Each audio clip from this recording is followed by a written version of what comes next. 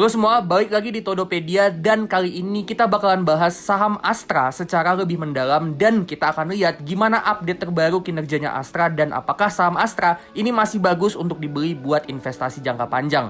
Tapi sebelum mulai, seperti biasa jangan lupa subscribe, tekan lonceng, dan kalau kalian suka sama konten di channel ini, kalian bisa juga kasih donasi super thanks supaya channel ini bisa terus tumbuh. Oke, yuk langsung aja kita mulai.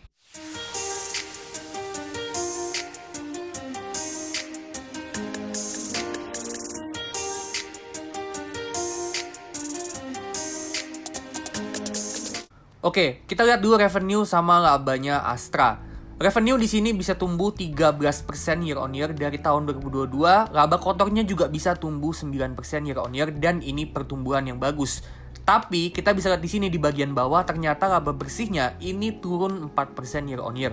Kenapa laba bersihnya bisa turun? Kalau kita coba bedah laba bersihnya Astra, penyebabnya itu ada di sini. Profit di investasi saham Gotoh dan Hill yang mana ini turun sampai 96% year on year. Kenapa bisa turun? Penyebab utamanya itu karena saham Gotoh yang udah turun banyak banget dari harga IPO-nya. Jadi laba bersihnya Astra ini turun karena keuntungan investasinya yang mengalami penurunan yang signifikan. Sedangkan di sini kita bisa lihat kalau 3 segmen bisnis utamanya Astra yaitu otomotif, keuangan, sama alat berat ini sebenarnya pertumbuhannya bagus banget.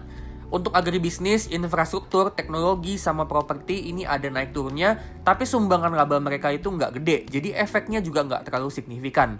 Jadi laba bersihnya Astra sebelum dihitung sama keuntungan investasi, ini pertumbuhannya masih bagus banget. Nah, kalau kita bedah 3 segmen utamanya Astra, segmen otomotif, jasa keuangan, sama alat berat, untuk otomotif ini labanya bisa tumbuh itu didorong sama penjualan mobil yang naik 7% year on year, penjualan motor yang naik 43% year on year, dan untuk bisnis komponen otomotif ini ngalami kenaikan revenue yang tumbuh 9% dan laba bersihnya naiknya sampai 85% year on year. Jadi ini bisnis jualan motor sama komponen kendaraan ini pertumbuhannya signifikan banget. Terus untuk segmen jasa keuangan, pertumbuhannya ini didorong sama segmen pembiayaan otomotif yang tumbuh sampai 22-27% year on year. Dan ini disumbang dari pembiayaannya Fifth Group yang tumbuhnya juga signifikan. Sedangkan untuk pembiayaan alat berat ini cenderung stagnan aja. Pembiayaannya yang tumbuh ini juga berarti kalau segmen jasa keuangan ini punya potensi yang besar untuk terus numbuhin revenue sama labanya untuk kedepannya. Terus untuk segmen alat berat atau UNTR, pertumbuhan labanya ini didorong dari pertumbuhan revenue-nya yang tumbuh 14% year on year dan pertumbuhan revenue-nya ini didorong dari pertumbuhan penjualan alat berat Komatsu yang tumbuh 9% year on year dan penjualan batubara yang tumbuh 11% year on year. Next, kita lihat gimana kondisi cash flow-nya Astra. Operating cash flow-nya Astra ini ngalami pertumbuhan dan ini bagus. Ini artinya kalau Astra ini bukan cuma bisa cetak profit, tapi dia juga bisa hasilin uang kas masuk dan uang kas masuknya juga bisa tumbuh. Terus kita lihat di sini untuk net capital expenditure atau capex atau belanja modal ini ada kenaikan yang signifikan banget. Artinya Astra ini ngeluarin uang belanja modal yang gede banget di tahun ini. Ini pertanda bagus ya, karena ini artinya Astra ini masih terus aktif untuk investasi ngembangin bisnisnya dan numbuhin revenue sama labanya untuk kedepannya.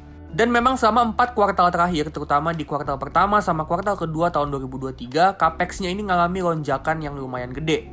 Capex-nya yang gede ini sebenarnya ngebuat free cash flow yang dihasilkan Astra ini jadinya menurun. Tapi menurut gua ini tetap bagus karena yang pertama itu meskipun free cash flow-nya menurun, tapi operating cash flow-nya masih bisa tumbuh.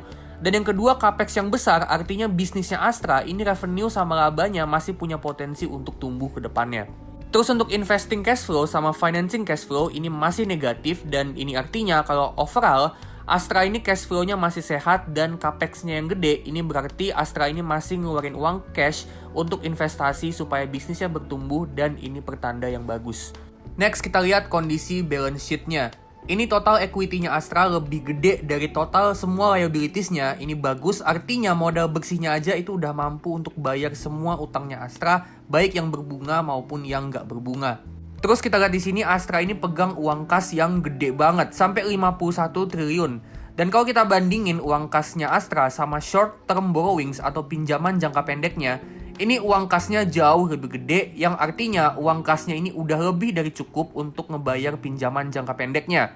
Artinya dari segi kemampuan bayar utang jangka pendek, Astra ini dalam kondisi yang bagus banget. Selain itu, uang kasnya yang gede ini juga bisa dipakai untuk banyak hal. Bisa untuk investasi ngembangin bisnisnya atau akuisisi perusahaan lain supaya revenue sama labanya di masa depan bisa tumbuh, atau bisa juga dipakai untuk bagi dividen jumbo sama ngelakuin buyback saham yang mana itu bakalan nguntungin investor. Jadi overall Astra ini balance sheet-nya dalam kondisi yang sehat banget. Nah, overall ada beberapa poin yang bisa kita ambil dari update kinerja terbarunya Astra. Pertama, laba bersihnya turun itu karena penurunan keuntungan investasi di saham Gotoh dan Hill. Yang kedua, meskipun laba bersihnya turun, tapi pertumbuhan revenue, laba operasional, sama operating cash flow ini masih bagus. Terus yang ketiga, capital expenditure atau capex-nya besar yang artinya Astra ini masih mau terus ekspansi bisnisnya. Dan yang terakhir, balance sheet-nya sehat dan posisi kas-nya ini mendukung banget untuk Astra ini ekspansi bisnisnya.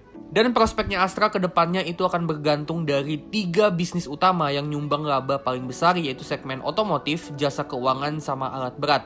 Dan karena Astra ini punya lini bisnisnya banyak banget dari berbagai macam sektor perekonomian di Indonesia, pertumbuhannya Astra ke depannya ini akan cenderung ngikutin pertumbuhan ekonomi Indonesia. Nah, saham Astra ini kalau kita hitung harga wajarnya dengan metode discounted cash flow, kita mau investasi di saham Astra untuk time frame 10 tahun ke depan, kita asumsiin pertumbuhan bisnisnya Astra itu sebesar 5% per tahun, kurang lebih setara sama pertumbuhan ekonomi di Indonesia. Terus asumsi valuasi price to free cash flow-nya di tahun ke-10 nanti itu di 10 kali, dan return investasi 15% per tahun dari saham Astra. Di sini kita dapat harga wajarnya itu ada di 6.360. Dan di harga sekarang nih ya, tanggal 17 Oktober 2023 ini ada di 5.850, ini lagi sedikit under value. Nah, jadi overall saham Astra ini dengan fundamentalnya yang masih cukup bagus, di harga sekarang nih yang lagi sedikit under value, meskipun under value-nya tipis, tapi menurut gua ini masih cukup bagus untuk kita buy untuk investasi jangka panjang. Oke, sekian dulu ya untuk saham Astra. Kalau kalian suka videonya, jangan lupa like, share ke teman kalian, dan kalian juga bisa kasih donasi super thanks untuk ngebantu channel ini supaya terus tumbuh. Disclaimer ya, ini bukan perintah atau ajakan untuk jual beli, tapi ini cuma analisa aja. Keputusan tetap 100% di tangan kalian masing-masing dan tetap do your own research. Oke, kalau gitu gue pamit dulu dan sampai ketemu di video selanjutnya.